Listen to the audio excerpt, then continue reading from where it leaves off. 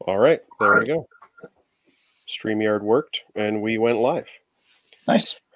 So, episode 4, and I'm here with Frank Payne of Living Art. And your social media pages all actually are Living Art by Frank Payne, all one title. Yep. So, with the podcast, my goal, honestly, was just to kind of talk to people that had interesting collections because I felt like the way social media was going, people were accessible, but not in a conversational type of way. It seemed very awkward to message people back and forth, especially if you don't know them. And then, of course, like I said in other episodes, I cheated in the first couple episodes. I did were people that I knew, so it was much easier to talk to them. But no, like your page is all over in the different groups and things that I see with lizards. It's very popular. You have amazing photography, and it shows all your awesome setups, some of which are behind you, which is great. So no, I just kind of wanted to go through the collection and hear about what you have. And I mean, especially obviously building enclosures and stuff, it seems to be very important to you. And then hopefully at some point we will also talk about the fact that I have seen several things of you teaching science, which is awesome. Yep. So let us know about the collection. What are we talking about here? Cool. So I'm all over the place. It's always been mostly lizards. Probably my favorite and most long-time passion has been chameleons. And I've been keeping and breeding chameleons for over 25 years since I was a little kid. So right now I'm working with a couple of the smaller and more uncommon species of chameleon. Furcifer lateralis, a carpet chameleon, and Furcifer minor, the lesser chameleon. So the carpet chameleon, they used to be fairly common. They'd be imported by the hundreds and thousands, but very few captive bred. The minor, Furcifer minor, is a fairly similar species, about the same size. Much smaller than a panther or a veiled. They are much less common. They're an endangered species from Madagascar. They have not been imported as wild caught since 1994. When the opportunity to get some from captive bred ones from Europe about 5 years ago, maybe at this point, 4 or 5 years ago, I was like, this is something I need to have. So shelled out the big bucks and got as many of those as I could, and have been doing pretty well with them. And so it's been up and down a little bit in terms of my numbers production because I have moved. We moved to a different city a few hours from where we had been living, my wife and daughter and I. So at my peak with the chameleons, I was producing like 200 carpets a year, like maybe 50 of the minor when I started, and I'm ramping back up again. Wow. So my goal is to produce about 200 or 300 carpets a year and about 100 of the minor a year. And I'm on track for that for this year. I finally settled in our permanent home. So that's for chameleons. I've also been a lot of. Oh, go ahead. No. So now, why the little guys? Just space, really. So I mean, I have a fairly decent size basement. I have a finished basement that's like 450 square feet. It's a nice little setup. But I'm a big believer in I don't like to keep many things as just a pair or two. I want 10 pairs of something or more. If I'm doing a real breed, like now I have a few animals here and there where I don't have that many. But what makes me happiest, what I like to do the most, is to have a handful, like 5 or less species, where I have 20 or so, maybe 15 or 20 individuals of that species. Because I really don't think you can have a serious breeding project of any species with anything less than like minimum 10 animals, ideally 20. Especially for the more common stuff. For you trying to keep your own lines diverse, like are you setting up these pairs, and we're trying to keep things unrelated down the line, and you're just concerned about how far down the line you get before you cross? Absolutely. I've been keeping and breeding reptiles continuously since I was 12, and I'm 37. and I want to do it another 25 years or more. And so like I want to make sure that if Madagascar, for instance, with the chameleons shuts down completely, or Right. there's many years where they don't come in, which has happened, and I do believe will happen again, I want to make sure that they're not going to disappear. And there aren't too many other people breeding them, and the people that do, it tends to be just of anything really, of anything that's not like a super commercial thing. People tend to have just a few pairs of it, or a pair of it, Right. and they'll disappear if you know, the wild comp stuff doesn't come around, or if other people don't breed more. So yeah, that's me. Like when I don't really keep anymore. I don't have many that I would consider pets. It's a breeding project for me. That's what makes me the happiest. That's what gives me the most fulfillment, is producing these animals generation after generation of the same species and learning about them. Because that's, as long as I've been doing it, like I don't feel like I know very much at all. Like every year I feel like I know less. It just seems weird.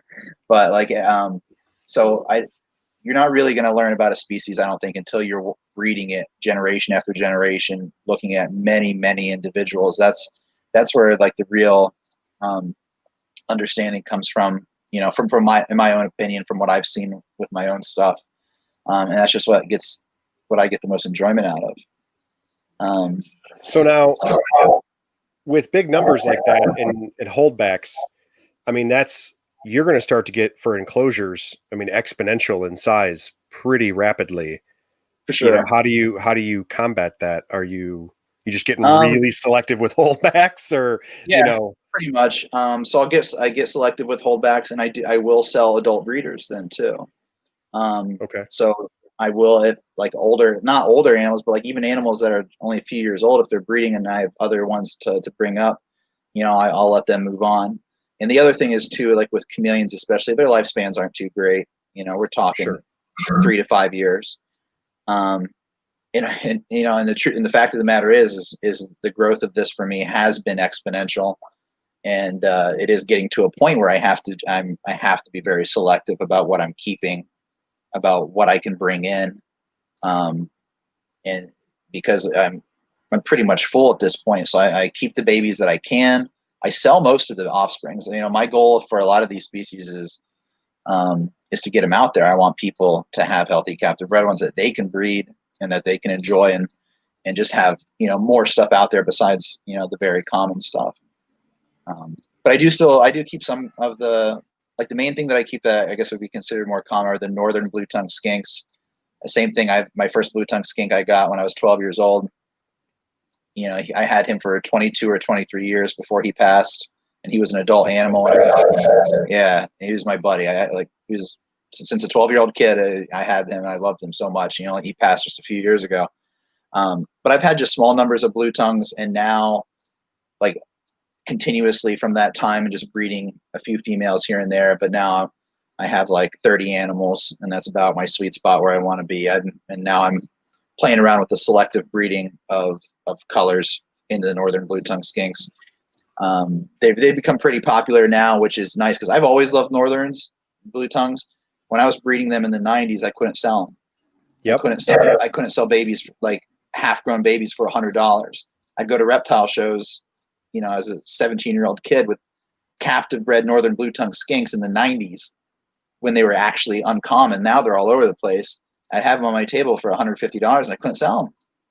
And so eventually I stopped breeding them for a while. And then about 2 years after I stopped breeding them is when the northern blue tongue skink explosion happened and their popularity. I'm like, oh, well, okay, well, I guess. Of course. Of course. But I got back into that relatively quickly. And because I've been keeping northerns for 25 years, I know how to do it relatively well. Again, you know, I'm always learning every single year, but that breeding project was really taken off, and I'm doing some stuff that I'm really happy with and enjoying with the line breeding for color. And like I said, like without trying to not breed sister to brother, you got to have a good number of animals. So that's where it's at. Right. The other main species, my other main focus right now, besides the chameleons and the blue tongues, would be the electric blue gecko, Lygodactylus williamsi. I've been breeding those in ever increasing numbers for 6 or 7 years now. I produce several hundred of those a year. I'm pretty sure I produce more of those than anyone. And once Linda Switzer stopped breeding them, I kind of most of the ones in the United States came from me one way or another. So I've been cranking out 200 of those a year for the past 5 or 7 years. And this year I'll probably double that in 2021. I mean, they're my babies. I love those things so much. They're so easy. Once you have them dialed in, they breed like rabbits. They live a long time. They're beautiful. They're wonderful displays. And quite frankly, they pay the bills around here. They allow me to do the oddball stuff and the more fun stuff, because chameleons, it's so hard to make money on chameleons. Like the investment that goes into the feeding them and with the lighting and their enclosures, and how long their incubation is and how long you have to keep babies before you sell them. Like it's almost impossible to make a profit with chameleons. So having the Williamsi definitely helps me to pursue my other interests too. So I'm not, draining my salary on the reptiles. So that they're a great species, and I can't say enough good things about Williamsi in terms of a project for me. I just think it's crazy that I am aware of how the industry works and things like that, but I think that the vast majority of people, you brought up Linda and then yourself, and I don't think your average person realizes like that's it. That's how, like, the numbers that you described probably sound high to people, but they're not. you're talking in the United States. Yep. And it's like, oh, this one lady doesn't do it, so now I'm the guy.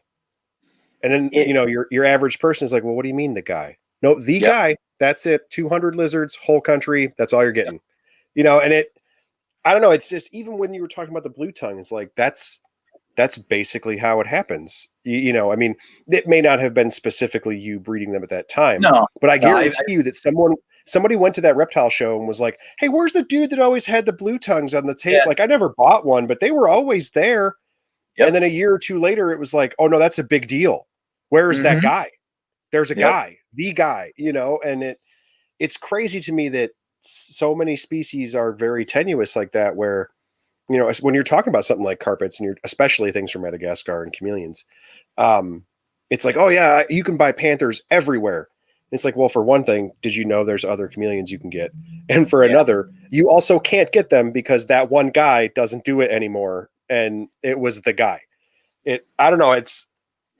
People need to realize that. Yeah, for sure. And when I was going through your collection and looking at all your stuff on social media, it's pretty awesome that there's a handful of species where you are the guy. Like that's kind of amazing. That's my goal. Like I try and pick and choose stuff so there needs to be a couple of factors for me to work with a species seriously. And I tend to, so like kind of my MO is I'll get a bunch of different random stuff, like 1 or 2 animals of this species, of that species, and I try them out. Like, is this for me? Does this really pique my passion? Does this really get me excited? Because after doing it for so long, like, there's a lot of stuff that does not get me excited anymore about like working with them. And so I'm picking stuff that make me passionate about working with them, and B, that it's not a commercial thing like a bearded dragon, or I actually still keep a few leopard geckos, but like I'm not going to produce huge numbers of leopard geckos. But I want to produce large numbers of things that need to be produced. And that's why it is so important that I have a minimum of 10 or 20 pairs of of the things that I'm working with, because people just aren't breeding them. And if people don't breed them, then they disappear completely. And some of these animals I think should be around. They have great potential. Like northern blue tongues have really taken off, but for a long time they hadn't. They had not taken off, even though they're a much better pet lizard than, say, a bearded dragon or whatever. But yeah, people, I preach this all the time. That's people hear me say this, that know me all the time. Like I want people to take breeding some of these less common species more seriously. Having 1 pair or 2 pair of something, that's not going to make too much of a difference really for the hobby. But if you're able to pick 1 or 2 species that you love more than anything and get decent numbers of them. Instead of having 20 different species, 2 of each, have 2 species. And for me anyway, like I can't speak for other people, but for me, it's so much more rewarding because I've done the whole thing where I had 1 or 2 of everything and I enjoyed it and I learned a lot, but like this is so much more rewarding for me, focusing on things that are maybe a little less common, a little bit more difficult perhaps. But once you start breeding stuff and you know how to breed reptiles, there's not a huge difference from one species to the next, even the more uncommon things. Like for instance, this year I started breeding flying lizards, Draco, which is amazing. which for many years, thank you, which for many years, like people like impossible to keep, will die. But I was also around when chameleons were impossible to keep and will die. And so I remember people saying that too back in the 90s. They aren't that difficult. They are no different than chameleons. Like they're not easy. They're not easy. They are delicate for sure. The biggest problem though is just like with wild-caught chameleons is they come in terrible shape. The poor lizards are dehydrated to within an inch of their life by the time you see them at a show. And the fact that you can buy them for $20 a piece, quite frankly, is a detriment to them being established because the people that are spending $20 on a lizard are not the people that are probably not the people gonna set them up correctly and get multiple pairs of them and acclimate them and all that fun stuff.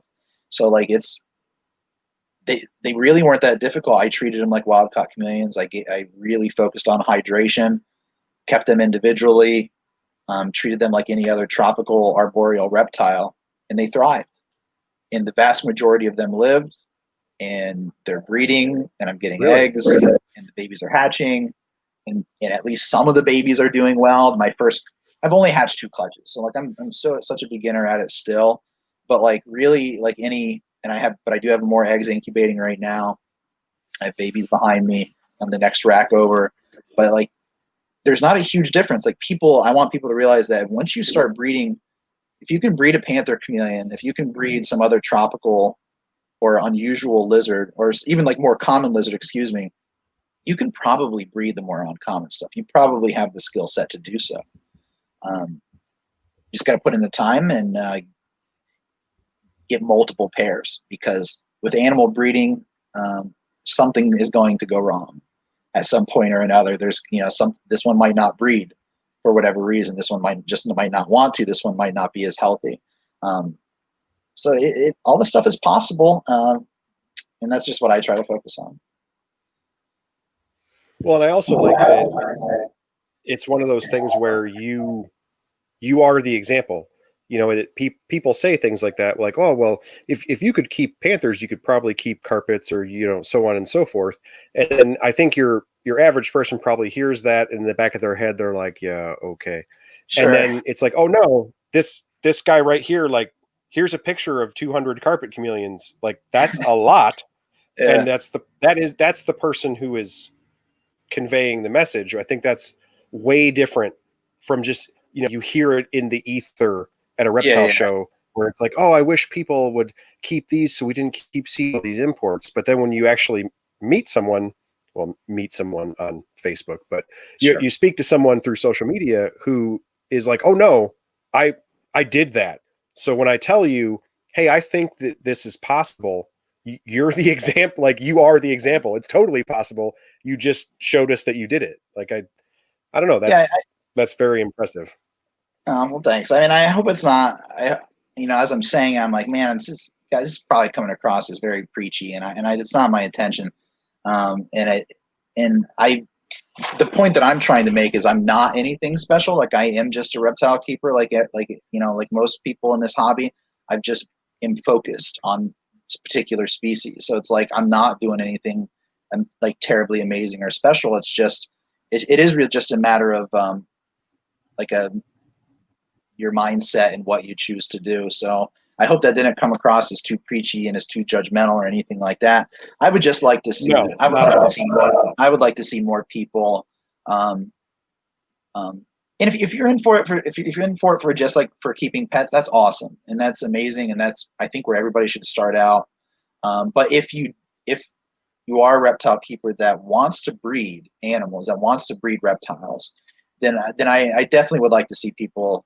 I think that would be a positive way forward in the hobby, is to see people have focus on certain things that are not ultra common. And another reason why I want to breed so many is I want other people to do this too, because like if I stop breeding Persifer Minor, they're gone. They're pretty much gone. There's a few other people that are breeding a clutch here and there, but like I want other people breeding multiple pairs of these, because I don't want it all on me. Like, what if I have, something terrible happens in my collection? What if I have a major life change and I have to get rid of all of them or whatever? Like I want other people to do that so that they don't go away. And because I think that a lot of these animals are special, and I just would like to see them kept by more people. Well, and there's also the point where you said if you know the rules, right? You are a reptile breeder with a little bit of experience, and perhaps you've done things with other chameleon species, or you have experience with different tropical geckos or tropical animals, that it transfers well. It might be intimidating to think about some of those species, but it's one of those things where like what you would hope would happen is someone who already produces panther chameleons. So they have a large setup for multiple panther chameleons, and they're successful, make a little bit of money, pays for their bugs. That's great. Yep. Well, hey, why not take maybe these 2 or 3 enclosures can be something weird. If you're even, we say that all the time for my friends that keep all sorts of weird snakes. It's like if you keep a giant rack of weird snakes from Africa, like, and you're successful and it works and that's great. Like maybe these 3 drawers could be this other thing, or when you keep seeing imports and you keep seeing things, you're like, that's really, I wonder why that's not more popular. That's kind of cool. It's like, well, if you're already in Africa or already an Indo or already an Aussie person, slide open a few drawers, Sure. you already have the skills. Your room is probably already set up in a certain way. It would be easier for those people to just add a space or two, as opposed to a person who's like, oh, I'd like to keep a chameleon, or I'd like to keep a couple of chameleons. And it's like, hey man, why don't you start with carpets? I mean, I could see how that might maybe freak somebody out a little bit. Yeah. But if you're already in the world, it is easier to transfer down the line to what some people would consider advanced species. Yeah, definitely. It's not these different species. There's not as much difference to keeping them as you might think. Like in my one room, like I wish I had multiple rooms that had different temperatures, but I don't. But in this room, I have northern blue tongue skinks, I have chameleons, I have multiple species of geckos, I have salamanders, I have iguanas. Like I have species from all over the world in this one room. It can be done as long as if you're a little thoughtful about it, and you think about your placement and the amount of wattage that you're putting into it, the amount of lights and heat that you're putting onto a tank, and what style of enclosure. Like you can have the variety that you want in one space. It may not seem like it, but it's definitely possible, because I have stuff that would be considered like cool, like temperate. And I also like jeweled lacerdas. They're in a closet right now that's about 45 degrees, ruminating for the winter, but then they'll be out in the summer and the spring, and so European stuff as well. So stuff from all over. It can definitely be done, and you can have a big amount of variety in just one space. I guess maybe as people think about it as intimidating as like, oh, they're from different parts of the world, that might be hard to replicate, but like we're dealing with enclosures, right? We can tweak those conditions and make them. I can have one rack that's the hot spot is 100 degrees. I have another rack where the hot spot is 80 degrees or 75 degrees. So right next to each other. And most reptiles do pretty well within a set, like within a pretty similar margin of ambient temperatures. They might want hotter spots or cooler spots to retreat to or to bask in. But most stuff, ambient temps in the 70s, it's pretty good. So we do have a question in the comments that right. says, have you ever worked with Parsons chameleons? Yeah, I have. So being a chameleon nut my entire life, Parsons were the holy grail. Like, you could not get them when I was a kid, not really anyway. Super difficult to find. So they're a big obsession for me for a long time. And finally, is maybe 6-7 years ago, I was able to get some. I got a group of 4. I purchased 1 captive bred baby.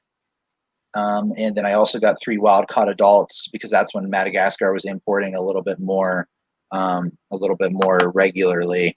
So I did keep 4 for a couple of years. Just amazing, majestic animals. I ended up when we moved a couple hours away, I had to give up several things, and they were one of them, because it was space.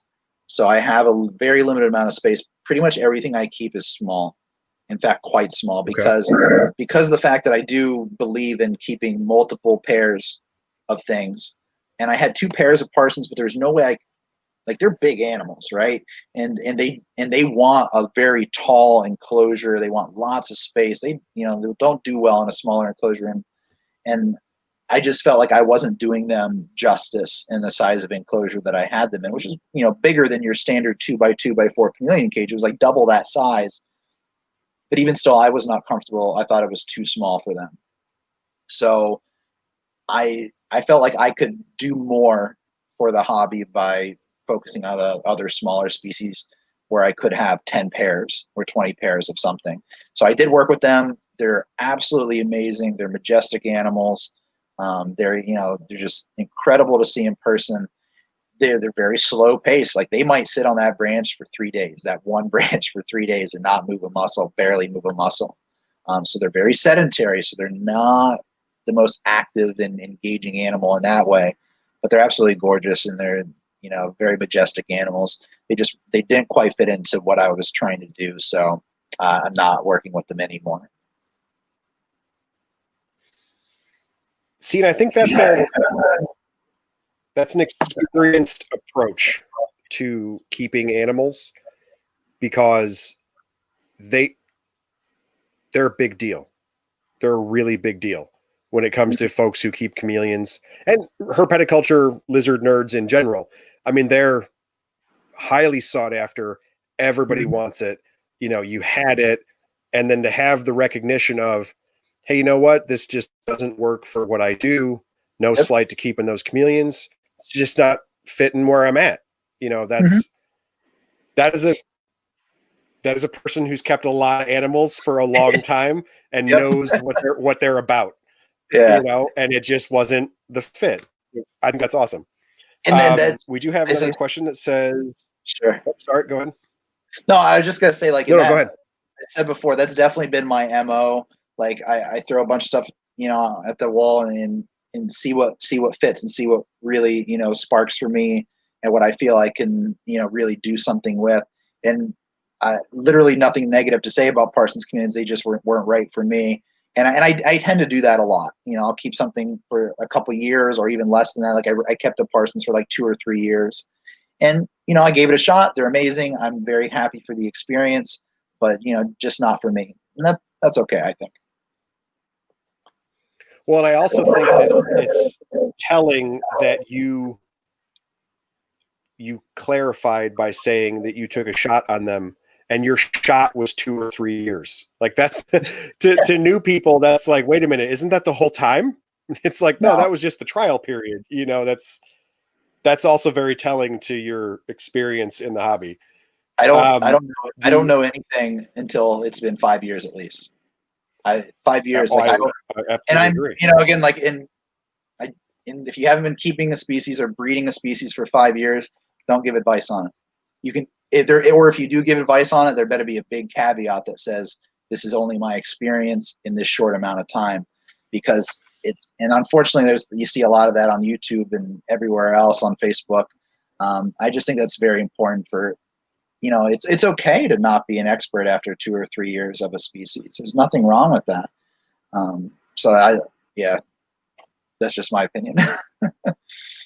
So I need to find a way to blast out the fact that you just said that, because you are a person with a ton of experience with some really awesome stuff, and then just said it's okay to not be an expert in something.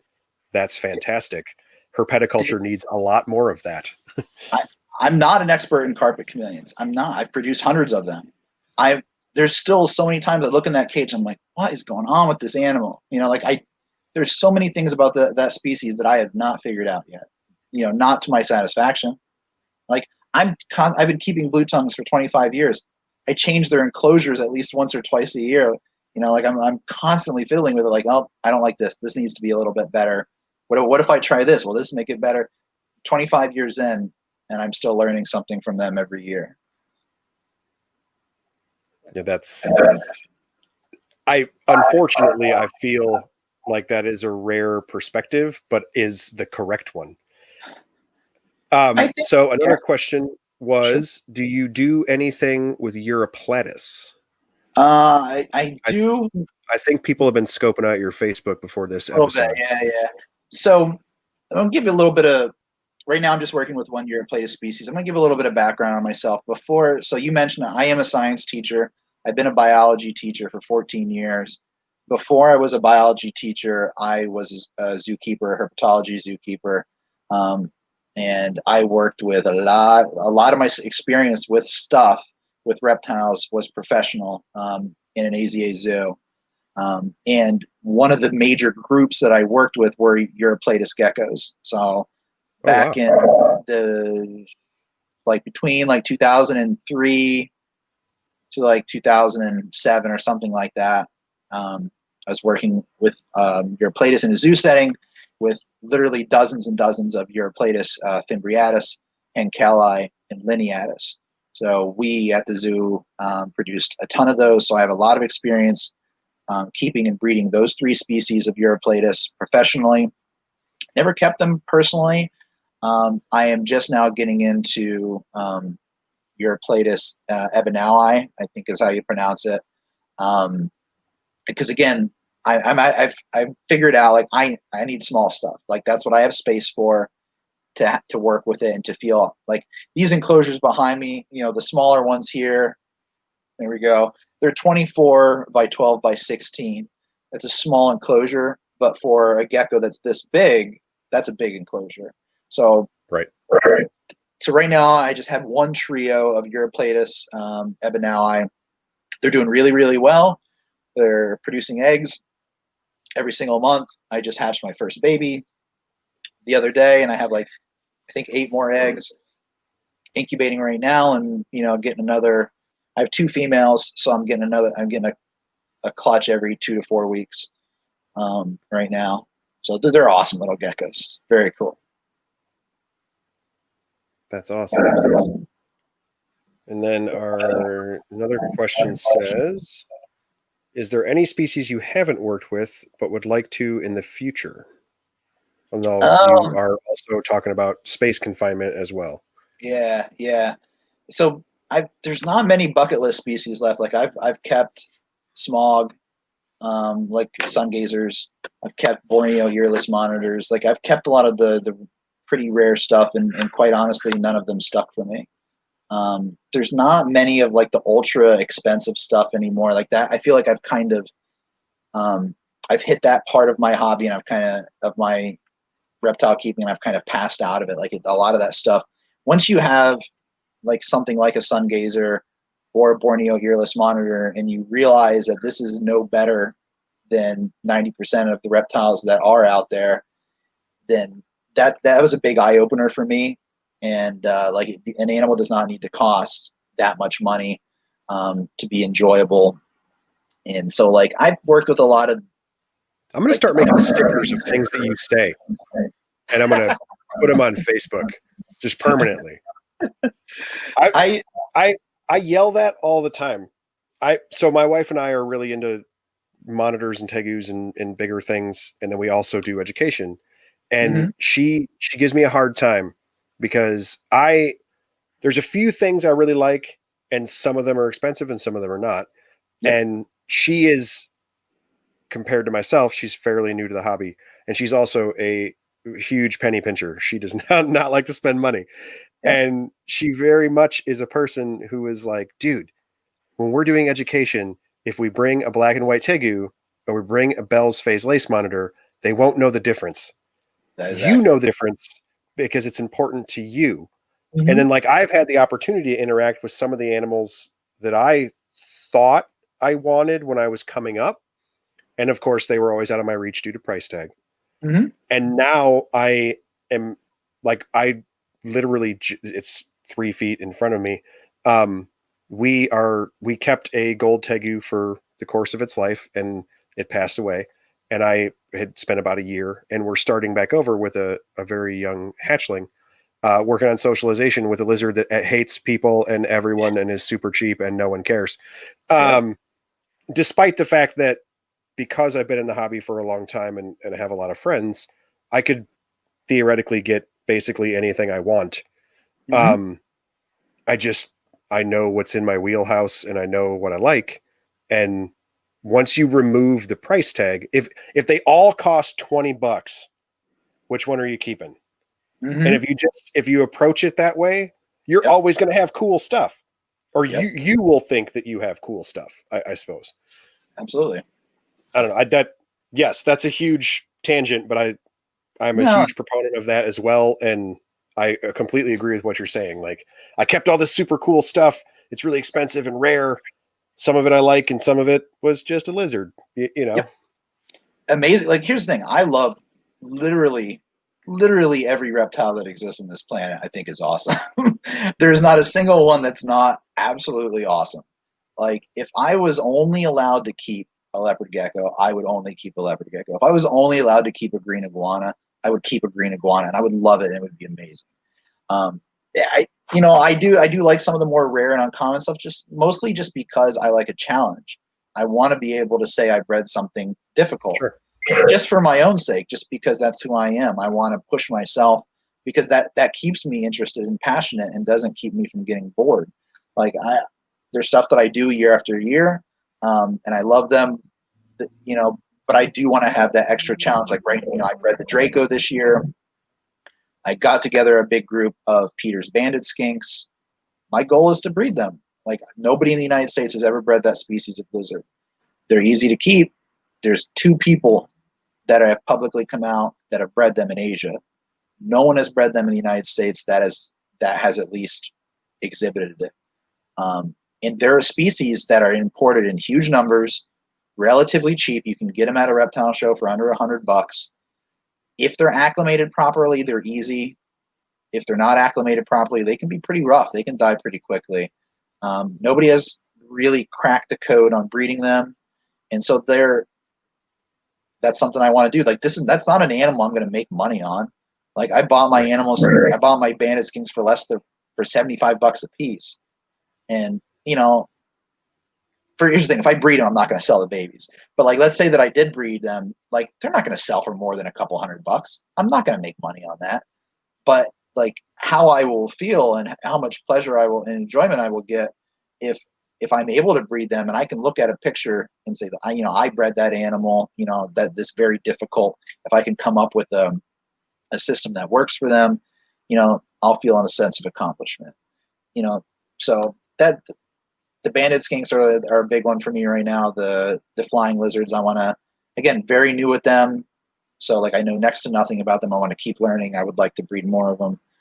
Um, but in terms of like bucket list species, the stuff that because I've had a good amount of the species that some people might say, um, but like I think some of the ones there's not many left that I really want to do, but there are definitely a few. Let me try and think.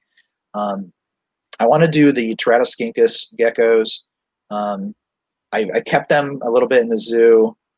The wonder geckos they're sometimes called. So there's a couple species in that genus. I kept a few of them before at the zoo, but I really want to try and get a decent, get a dozen of them or so here and actually try and breed them because I think they're an awesome little gecko. Um, there's definitely the other big bucket list one that is kind of like a rare one. I wanna play around with the dragon snakes because they've more or less been figured out at this point. Sure. They're very delicate. It's going to take some delicate acclimation. And having worked with chameleons since the '90s, like that's one of the things I think I'm pretty solid at is acclimation of wild caught animals. And it's going to be a very tough thing, but I really want to. There's a couple people out there already that are doing good work with them. I know Nick Stacy's doing well with them. Andy Maddox is doing well with them. I don't know if they've bred any at this point, but I know they're keeping them and they're doing well with them. And man, what a cool animal! Like that's just, again, that's just such a bizarre, weird animal. So if I could work with dragon snakes one day, that's probably my big bucket list at this point. That's a very unique and specific list. It's two things. Like, I mean, I don't know. There's definitely other stuff. But right now I'm so focused on the things that I have. I've been expanding for a couple of years now. And it's like, okay, I don't really want any more species right now. I have so much. I want to focus on what I do have, on the things that I am breeding year after year. So there definitely will be new things in the future. But like right now is kind of the wrong time for that. And it's also, after having worked with like sun gazers and earless monitors, and you realize that animal is awesome because all reptiles are awesome. But is that animal cooler than a northern blue tongue skink or a banded skink or a carpet chameleon? It's not. It's not any cooler. In fact, I enjoyed them less because they're hiding all the time. Like Borneo earless monitors, they're mud monsters. They're buried all day long and all night long. They do come out every once in a while and they're super cool, so cool. But 90% of the time, you do not see them. Sun gazers, 75, 50% of the time, they're in their burrow doing what sun gazers do. They come out and they bask. And it was super cool. They would eat out of my hand. They'd eat earthworms and other things out of my hands. So happy for the experience. Like, was it more enjoyable than keeping a jeweled lacerda? Nah. I like jeweled lacerdas better. They're more fun. They're prettier. I agree. I had the chance to interact with Borneo earless at a charity event, and hopefully Ryan McVeigh catches this because he always hates when I bring it up. He brought one, and of course he told me, "Hey man, I know you want to check this out. Come over to the table." I went over. I semi freaked out because I thought it was awesome. I'd never seen one. Super They're cool. awesome, yeah. And he was the same way. He's like, yeah, they hide all the time and they eat earthworms. Yep. So that's cool. And then we did a charity show together, and same thing I said before, like folks would walk by and be like, that's a really sweet salamander with like bumps on it. Where'd you get that? Yeah. And he would stand behind the table and like you could just see his blood pressure rise. Yeah. And he would tell like, no, these are really amazing. And they're like, oh, cool story, bro. I'm going to keep going down to the table with the turtles. Like, it drove him nuts. But yeah, I mean, like I said, if it cost $20 and that was your jam and I'm going to build a bioactive enclosure with a mud thing and you want to farm earthworms for an earthworm dragon, awesome. But if you don't, then you could have bought a used Honda and parked it in your enclosure. Like, yeah, I get it. One thing I did want to ask that you mentioned a couple times, specifically about the Dracos, when you were talking about they come in ultra dehydrated. That's also a very typical chameleon issue as well. What's your game plan there when you want to rehydrate something like that? What's your path? All right. So this applies for chameleons. This applies for the Draco. This applies for every tropical reptile that I've kept. And I will say I'm not a snake guy. I worked with snakes in the zoo setting. I have never really kept many snakes. So I'm not speaking for snakes because I don't know anything about it. Very little. For lizards, anyway, do not feed them the first day or two. Light misting during the day regularly. Super high humidity at night. And you need to just let them drink a lot and often. One thing I hear people say that I never really understood is like, don't overwater something. And I can see like the theory behind that, but I've always just like let wild caught stuff drink. And I've never had a problem with overhydration or like taking on too much or whatever. I've never personally seen that. I know people say watch out for that. But really Don't keep them too hot is the other thing too. People tend to bake their reptiles pretty bad, and that just exacerbates the dehydration. So keep it relatively on the cool side. If you're watering as much as you will need to be there. I'm not a big fan of screen cages for keeping reptiles indoors. But one time where it is good is when you're rehydrating tropical lizards, because you do want to mist a lot. And by misting a lot, that means there's going to be a lot of water flowing through that enclosure. And it also means that you need to have good ventilation, because otherwise it's going to build up. Most of my chameleons and other tropical lizards are kept in PVC enclosures, like you see behind me, that are pretty much solid. There's a screen insert on the top, and there's some ventilation holes in the back. But other than that, it's solid, so it holds humidity in. So I missed very, very little comparatively.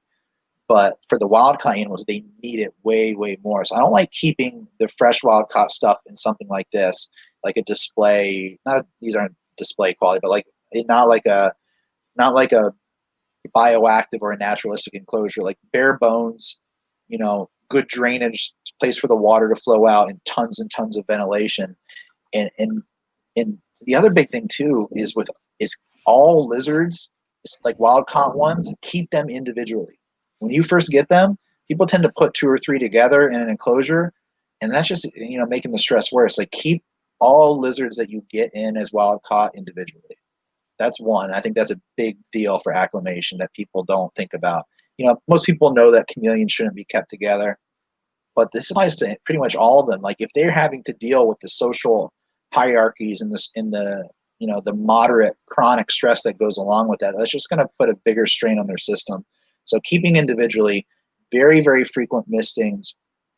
And by frequent, you can't get away with a hand mister for acclimating a wild caught lizard, I don't think.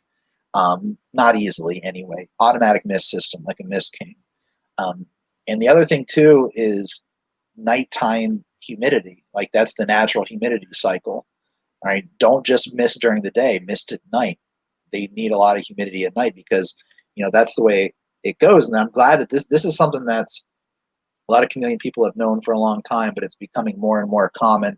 And you hear people talking about it. Is in nature, the humidity almost everywhere is much higher at night, right? As the temperature drops, the moisture comes out, condensation occurs, and the animals get a lot of moisture then with breathing it in, and then just like actually going and drinking at night. Just because it's nighttime doesn't mean they won't wake up and drink. All right, they could definitely do that. So don't keep wild caught lizards like too terribly hot, and just lots of water. Don't feed the first day or two. Once the animals are eating, so in terms of like treatment with, like, say, a dewormer, because pretty much all wild caught lizards need to be dewormed. Not all, but a lot of them do. Panicure and Flagyl, don't do that right away. Sometimes people will jump the gun and do that immediately, and that can cause some problems. I wait a couple of weeks to do it, if I do it at all. If I feel like the animal doesn't need it, then I don't do it. I do have a microscope and fecal float kit, so I do my own fecals to check for stuff periodically. I do tell people to be leery about taking fecals to vets, because in my experience, unless the vet is a true exotic vet, if they see anything in that fecal, they're like, all these meds, all these treatments, and sometimes it's not so good for the animal. If it's a true exotic vet that knows what they're doing and has real reptile experience, then you listen to them. But in my experience, like, if a vet sees one coccidiospore, they're like, here's a 14-day treatment, when like literally every animal has some coccidia. So that's the kind of stuff where you have to be careful of, and that stuff only comes with experience, I think. Learn how to do your own fecal floats, I'd say, is an important thing for acclimating stuff. Fantastic. So now, with the enclosures behind you, and you were talking about keeping everything in the same room, are all of your enclosures this style? Pretty much everything is the same, and then you're changing parameters individually based on species? Pretty much. Or are you trying to keep the room one way, or how are we doing here? So they're all pretty much, almost everything that I keep is in PVC enclosures like this. of different sizes. They're all made by the same manufacturer. If you're on the East Coast, Paul Mitchell, PM Herps, that's where I get everything. Great cages. They're light. They don't shatter like glass. You can drill them easily. They hold heat and humidity so much better than a glass aquarium or glass terrarium even. I think they're the best. I think they're great. You do have to worry about overheating because they do hold heat so well. But the flip side is the wattage of what I use is way less than somebody that's keeping in glass terrariums or screen terrariums. So really, yeah, it is like I try to keep the room. I do a seasonal thing. I do try and mimic the seasons as much as I can. And it is definitely a balancing act to try to meet the needs of this species from Asia and this species from Madagascar and this species from Australia. It's not easy. It is a balancing act, and there is compromise involved. But I try and keep the room in the winter time. I try and keep the ambient temperature in my room at 70 degrees during the day and down to 60, 65 at night. Fairly cool. In the summertime, Wow. In the summertime, ambient temp in the room is high 70s, down to about 70 at night.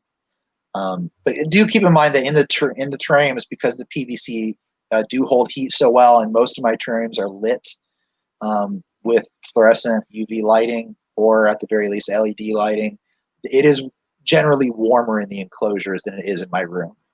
So like I'm constantly battling heat because I have two racks, like tub racks. Everything else is kept in a lit enclosure, so that's a lot of lights.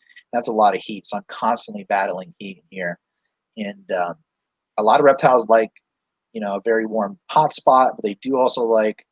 There are a lot of species that don't want to be hot all the time. They need to be able to cool off. There has to be that spot in their enclosure that is moderate, and if your room is over 80, then you're not giving that to them. Especially in an enclosed space, it's going to be warmer inside than outside. So I tend to try and keep ambience maybe a little cooler than most people, but still offer the hot spots and the gradients, because gradients is another thing I could go on. I harp on a lot for reptiles. Gradients are so important. Having a true gradient in an enclosure, and even in a small enclosure like this, I have baby chameleon and gecko enclosures back there that are like 6 inches by 12 inches by 12 inches, and they have gradients in there. Right? The top of the enclosure is 10 or 15 degrees warmer than the bottom. The bottom is 20% higher humidity than the top. So it is definitely very possible in even small enclosures to create those gradients, but the enclosure should not be the same on the inside. And that's really what I try and shoot for, is to have densely planted, low temperature, high humidity areas, and other areas that are open and well lit and hot and dry, all in the same little cube. That's what I shoot for. So now, how are you going about that in such a tiny space? That's very, very small compared to what most folks would think. Well, most of my stuff doesn't have heat lights per se. So that's the thing. A lot of these enclosures that have chameleons in them, that have geckos in them, do not have a actual separate heat light. Pretty much all these enclosures have a dual fluorescent fixture, most of which is T5 high output, where one's a UV bulb, one's a 6500K, white light bulb.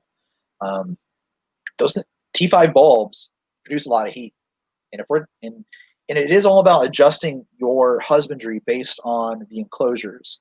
So because I'm dealing with PVC enclosures that do trap heat so well, if I were to add a heat spot in there, it'd be an oven in there. And I used to do that, and I realized I was keeping them too hot. That the entirety of the enclosure was too hot and there wasn't gradients.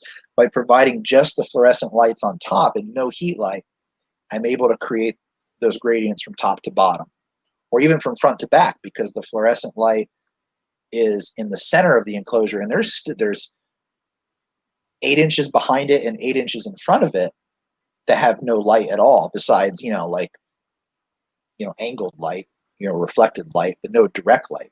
So just by moving in and out, they can do that. That's awesome. In a glass exo or something like that, like you're going to have to adjust your husbandry. You're probably going to have to add heat lights. If you're in a screen, if you have screen enclosures, you're really going to have to add heat lights. You're going to have to mist a lot more. I could talk for an hour about how much I hate screen cages if you want me to. I think they're the absolute worst thing in the world for indoor keeping. Unless you have a climate controlled room where it is warm and it is humid. Hey, of course it depends what you're keeping. But the myth of chameleons in screen cages killed more chameleons than anything else, in my opinion. They're all dehydrated. Absolutely. Chameleons should not drink for an hour.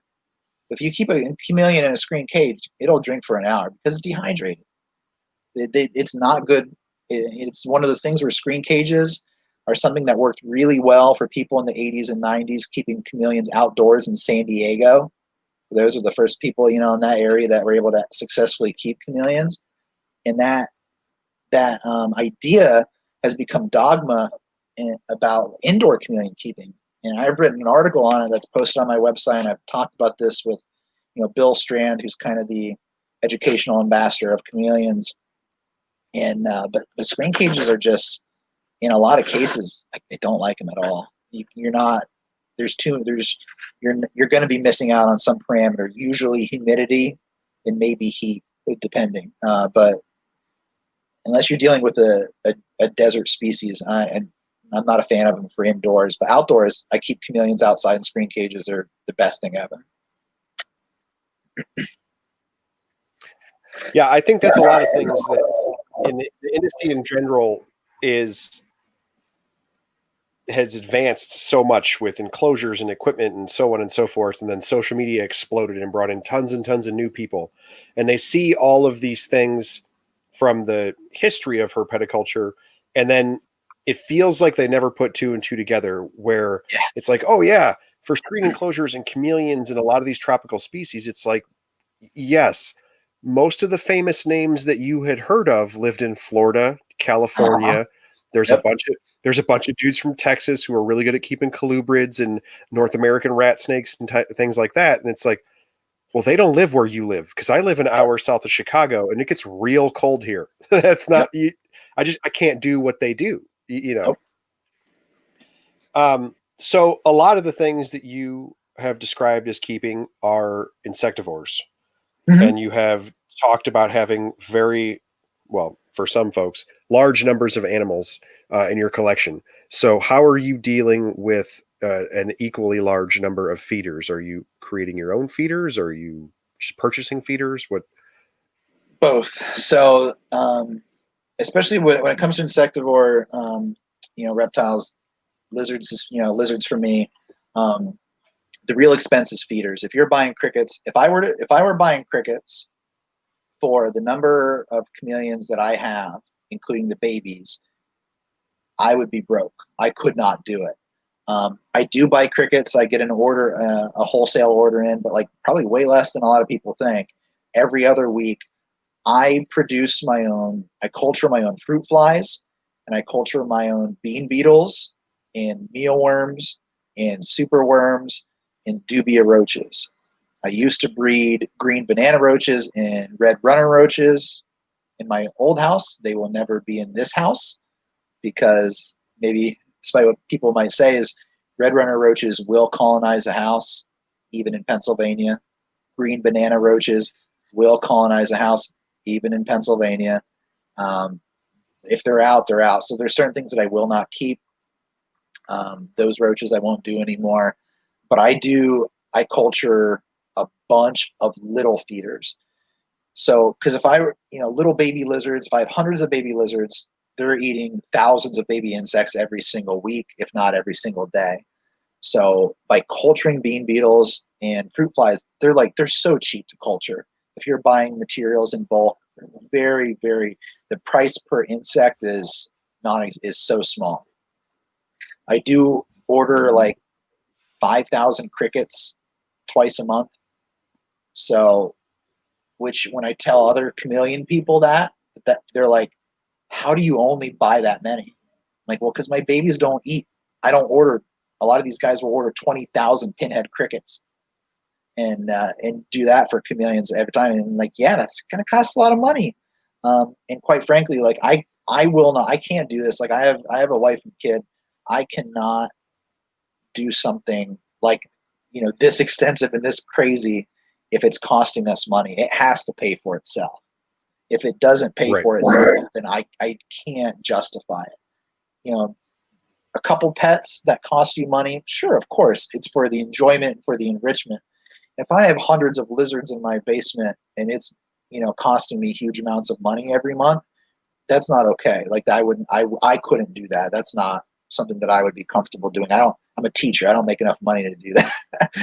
These animals have to pay their rent. And part of the way for that is by culturing your own insects. It is a little bit more work, certainly, but I have a checklist: Monday, Tuesday, Wednesday, all the way through Sunday. This is what I do on Monday. This is what I do on Tuesday, on down the week. And part of that is insect culturing.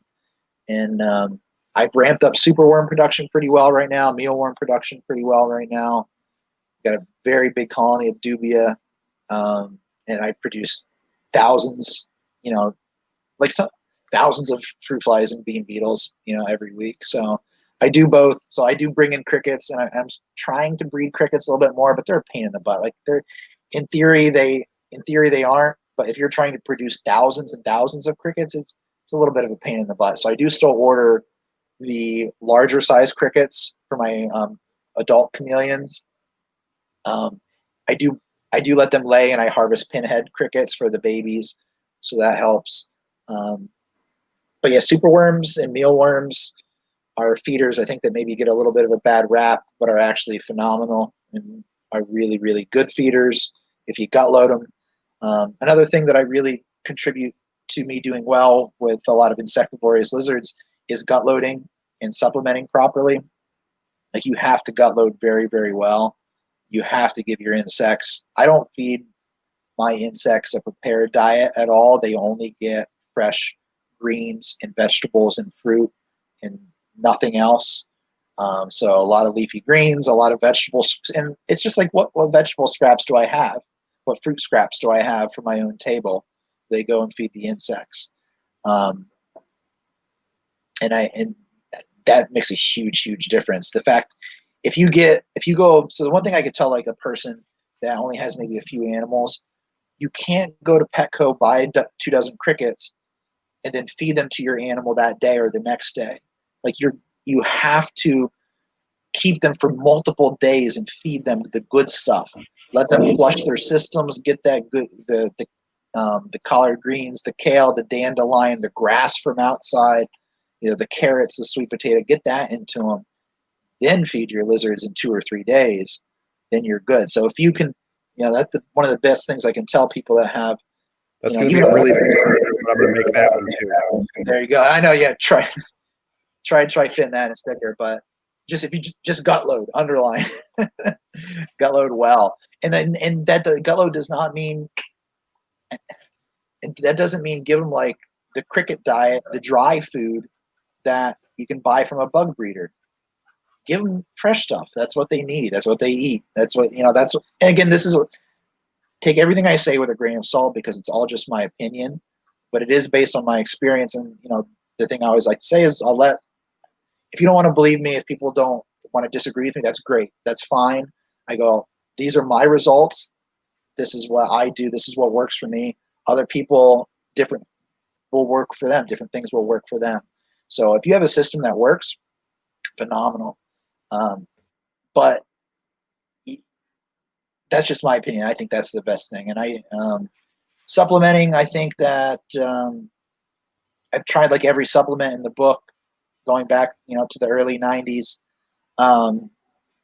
In the Repashy Calcium Plus, I think, is phenomenal for every lizard species. Everything I keep, every chameleon, every lizard, blue tongue, gecko, every insect feeding gets dusted with Repashy Calcium Plus.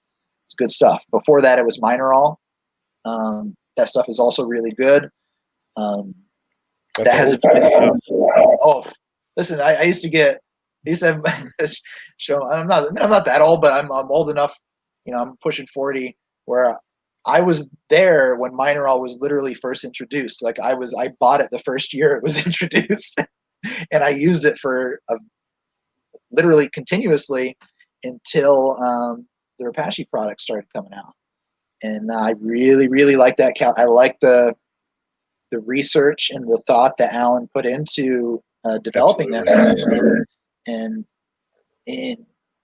he, whether it's perfect or not, there's an argument for for it not being perfect. But at the same time, like you can't show me another supplement where that much thought and scientific study has been put into it. From an actual reptile breeder that's produced more reptiles than I ever will in my entire life. So for me, that can't be beat. The Arcadia products are starting to become more popular. In my opinion, they are not. I have not seen the scientific evidence to back them up yet, and they just have not been around long enough. So to say that they work long term, and again, in my opinion, there are people that are successful that think otherwise. And they seem like they're a good product, and I definitely will consider looking at that for the future. But I've never seen any problem with the supplement that I'm using, so I don't see the need to change it just for the sake of changing it, because I don't think that there's anything lacking in it. Well, and I also think that people discount when you're talking about feeding vegetables and fruit to the insects, but prior to feeding them to your animals, the amount of calcium and all the vitamins and supplements that we're adding to these animals, those foods, depending on what you choose to feed, are typically like dark leafy greens. The reason that most herbivorous reptiles eat dark leafy greens is because they're incredibly high in calcium, right? Yeah. If you're transferring that into your crickets and mealworms and then also dusting them and so on and so forth, like I don't know. It's always been weird to me that people see, you go into the pet store and you see a ton of egg crate with like some tortoise chow on the side, and then those insects, and it's super dry. The person that got it out of there was probably sneezing or had their eyes watering because it's so much dust. And then you go home and your animal eats that, and like I don't know, it's weird to me that it never occurred to people like that's a potato chip that has a head. Like it's I don't know, it's just very strange. So I was giving you a hard time about stickers, but you have dropped bunches of nuggets of wisdom in this that I think it's evident that you've been around since the time when we didn't have this stuff, because that's part of the reason people that have been around for a long time, and I have as well, but for people that are doing the podcast part and can't see our faces, I also have white. It's just down here because there's no hair on top, so there's no gray up top. Yeah, I'm not losing my hair, but every year it's more and more gray. I started growing gray real young, so I don't think I'm ever gonna lose it, but it's gray.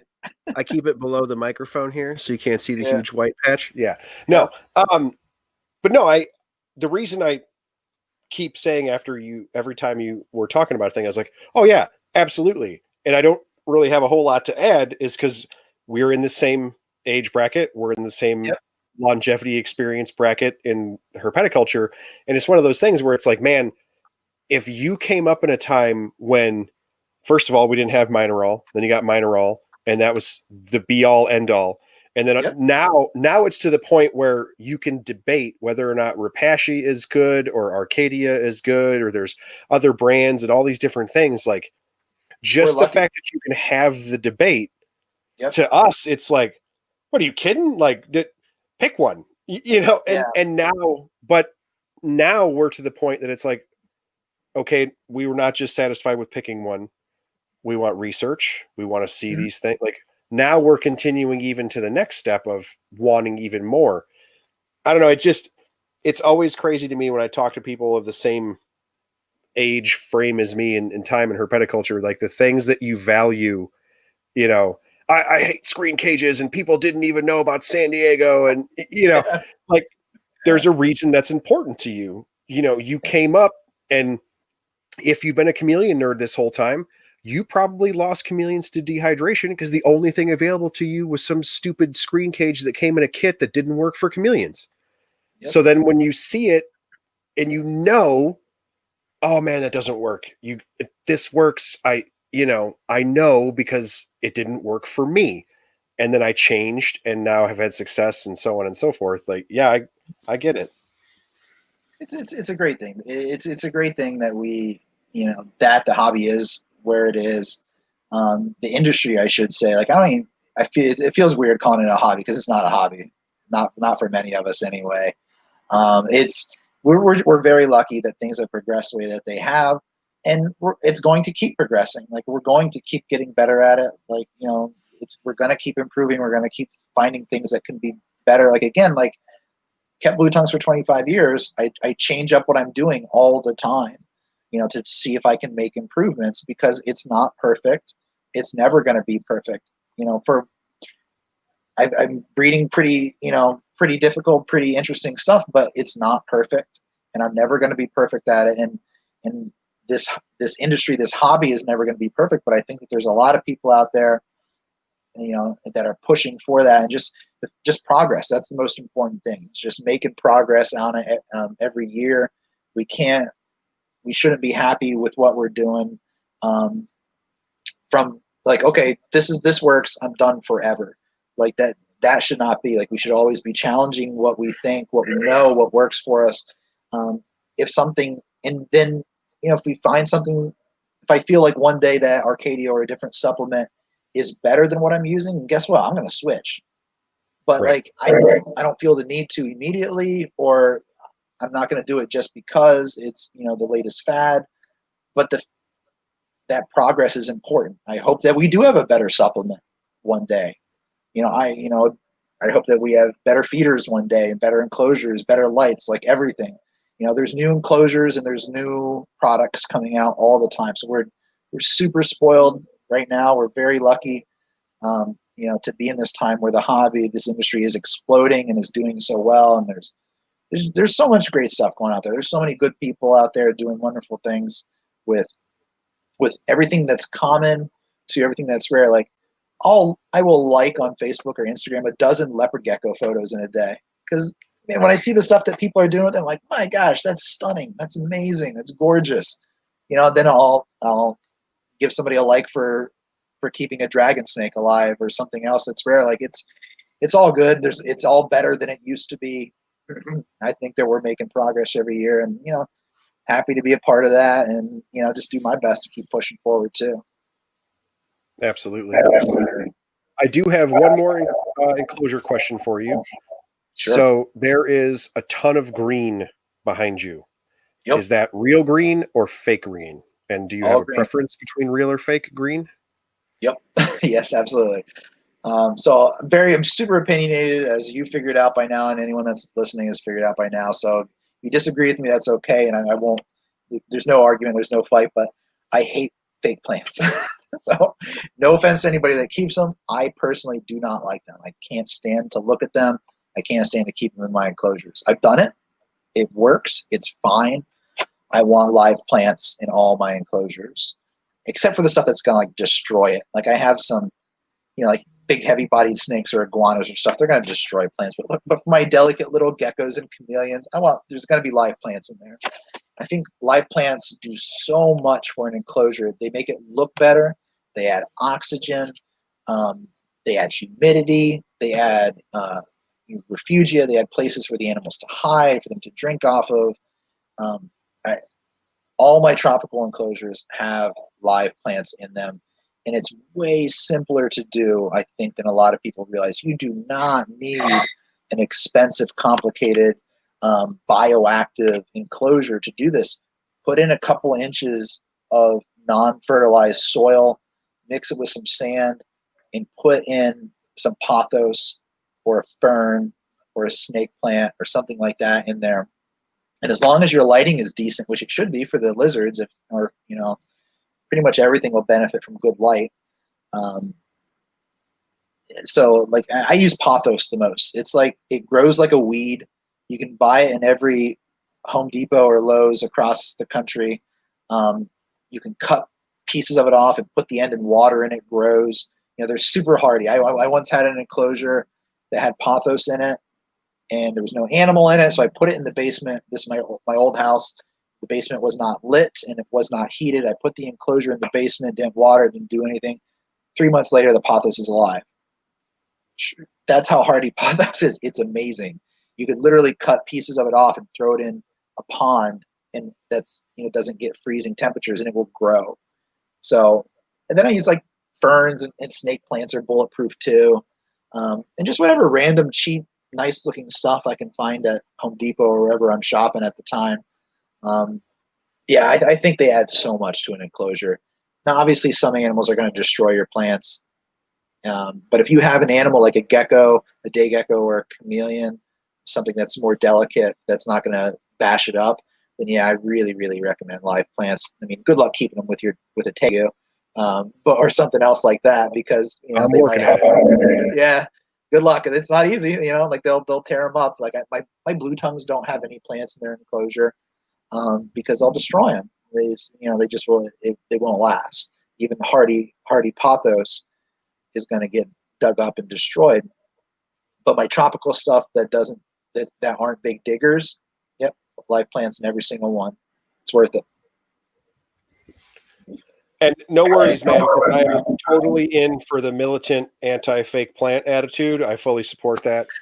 So I literally yesterday, my nephew he's 3 and he's obsessed with seeing all my crazy reptiles. And my sister, oh, you do for Christmas. And I was like, dude, I just get a gift card or something. And they got me a gift card to Home Depot. So I went and bought a ton of ridiculous plants and sent him a picture. Yeah. And I was like, oh man, we're going to build a jungle. Like, you come to Uncle Bill's house or whatever. And I'm that guy that's in Home Depot and I'm looking at the whatever goofy name they put on the 10-inch pot that isn't the right plant. And I'm Googling it like, okay, this is a house plant because we're in Illinois. But if I put it in my basement, it's actually a tree. All right, awesome. And so I got 6 or 8 yesterday that they're all supposed to be 30-foot trees in Africa or Indonesia, but we keep them by our pool and just let them die in the winter. I was like, no, I'll put them in my shop. It's like 18-foot ceilings. We'll just trim the trees. It's fine. Yeah. No, I'm all for the live live a lot plant. of that stuff. It'll stay small with pruning, like Schefflera and ficus. Like Schefflera and ficus will be as big as a house if you plant it outside in Florida. But I keep them in, enclosures that are just a few feet tall. Trim them back, even bigger stuff. If you prune it, it'll be all right. But I think it adds a lot. And again, like I'm not bashing anybody for putting plastic plants in. If that's what makes you happy, if that's what you want to do, go for it. But I do think that you'll see a benefit for the animals and for your own, visual stimulation. Just having live plants in there, I think it does make a positive impact. Absolutely. So that was a whole bunch of reptile hobby industry herpetoculture stuff. Yep. And now, how does that affect your day job? Is there transfer? Do you use your enclosure for teaching, or do you try to show those things? There's some transfer for sure. I always have. I've always had a couple of enclosures in my classroom. Always have an aquarium. Always have a couple of terrariums in the enclosure. Usually things that the kids can hold. Like I'll have a leopard gecko or a blue tongue skink in the classroom. I had saltwater tanks in the classroom for years, freshwater tanks. So I always had the stuff in there and trying to use it as teaching opportunities as much as I can. One thing I've been doing since COVID and I've been teaching online is been making little like zookeeper videos for my kids, for my students that I can share with them, like where I'll showcase a particular animal in my collection and just give a 10-minute mini lesson on it. Just, something supplemental to give the kids that you can see this kind of weird, interesting animal that you're not going to see at Petco or wherever else. Like you're not going to see a jewel lacerda or a carpet chameleon in Petco. So, just something that they wouldn't normally get to see. And I'll tell them for 10 minutes, I'll make a video of it that they can watch. And sometimes I'll bring animals into the classroom too that don't live in the classroom. One really cool thing that I got to do for years. So even after I stopped working full time as a zookeeper, I still had a very good relationship with them, and I worked at the zoo every summer and over winter holidays.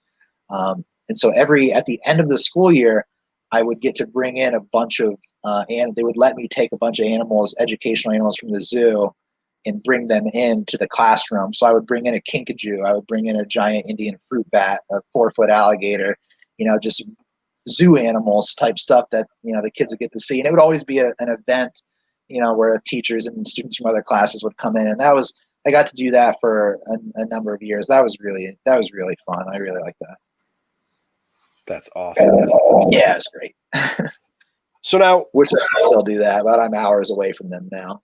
From zookeeper to teacher, both of those are very career track kind of fields where you're usually long term in one or the other. Were you like zookeeper while you were going to school for your teaching degree, or did you actually just make a full on transition from one to the other? How did that come about?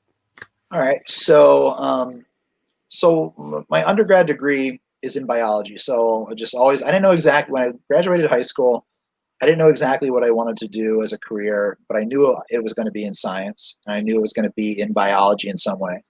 So I went to Penn State and undergrad in biology.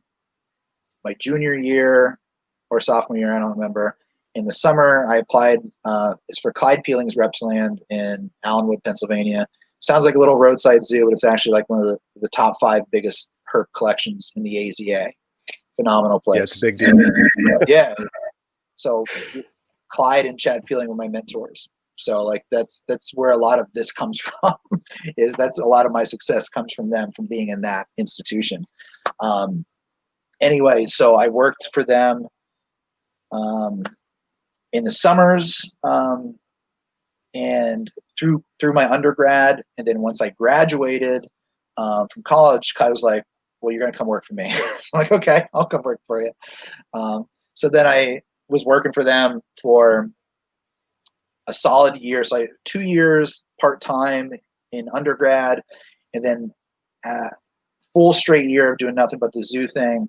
But one of the really amazing things that Peelings do is, besides having their own zoo, they build and staff and put out there these amazing reptile exhibitions that other museums and zoos rent, and then we, the zookeepers, would staff them. So the American Museum of Natural History in Manhattan, the Shedd Aquarium, the Baltimore Aquarium, could name a dozen other ones, would rent these things, frogs, lizards. We had multiple exhibitions. And they would send a zookeeper like myself with those exhibits, where we would live in those cities for 2-3 months at a time, taking care of them. Then the zookeepers would rotate back and spend 2-3 months at Clyde's, and then rotate to a different city. So I did that every summer, like my junior and senior year, and then I did that straight for a year. And for like a 21-year-old kid, it was like literally the greatest thing in the entire world. Like, it was like the best thing. I'll travel the country and take care of reptiles. Amazing. So it was really great. And anyone that's a zookeeper knows that the pay is not good. It's difficult to make a living on. I wanted to settle down. I wanted to have a family. I did not want to spend 6 months on the road forever. And so I decided that, okay, so what's my best compromise? So like, okay, I'm going to go, I can be a teacher too. I can try to do that. Let's see if I want to do that. So then I went to get my master's in education. So I worked full time at the zoo and took master's classes at night. And so I did that for another year, got my master's in a year in education, and then started teaching. So right after that, after I got my master's in education, I started teaching. And then for like 7 or 8 years, I still worked at the zoo all summer long, all winter break long. It was like I can't say enough good things about the Reptland and about the Peelings. That was such an amazing experience, and really, really lucky to have been a part of that. And they just have such a great setup there. It was so awesome. I'm actually glad I asked that, because I didn't realize that was your zookeeper experience. And knowing that perfectly explains all the rest of the stuff you've talked about for the last hour and 20 minutes. Yep. We probably could have just started with, this is where I came from, and then that would have just explained it. Yeah, I should have just led with that and been like, hey, here's my story. Most people that are like into the reptiles long term, especially know a little bit about the AZA, if you're a reptile person in the AZA, you know who Clyde Peeling is, you know who Chad Peeling is. Yes. Chad unfortunately passed away, about a year ago. But those two guys, and then another person, John Tolbert, who worked there. Those three guys were my mentors. And this did not happen on accident. This did not happen by myself, right? Working in one of the best herpetological collections in the United States, that opportunity, really, really helped me.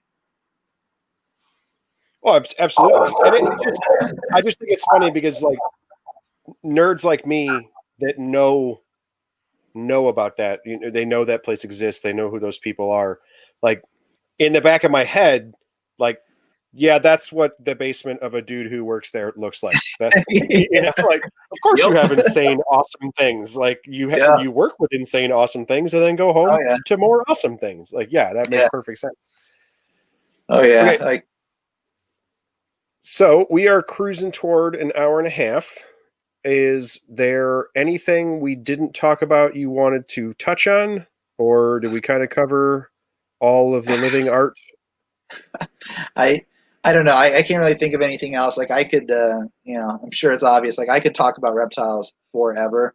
Like I have just want to have yell for like 5 minutes about screen cages, or I mean, no. I have a YouTube video on my channel where it's a Carpet Chameleon Care article where I literally am basically wagging my finger for 10 minutes about screen cages. So if anybody wants to hear me yell about screen cages, go to my YouTube channel, check that out.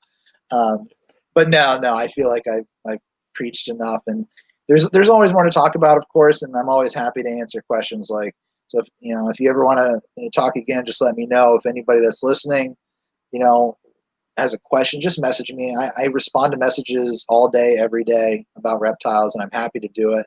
It's literally my favorite thing to talk about.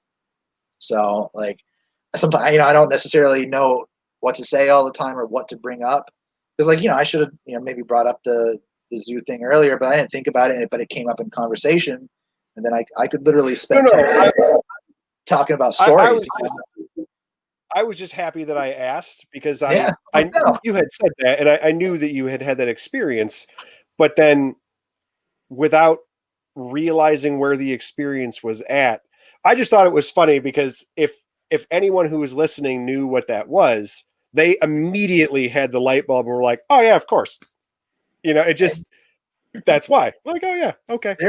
They're everybody hears that name, Clyde Peeling's Reptiland. It sounds like a roadside zoo, and it was 50 years ago.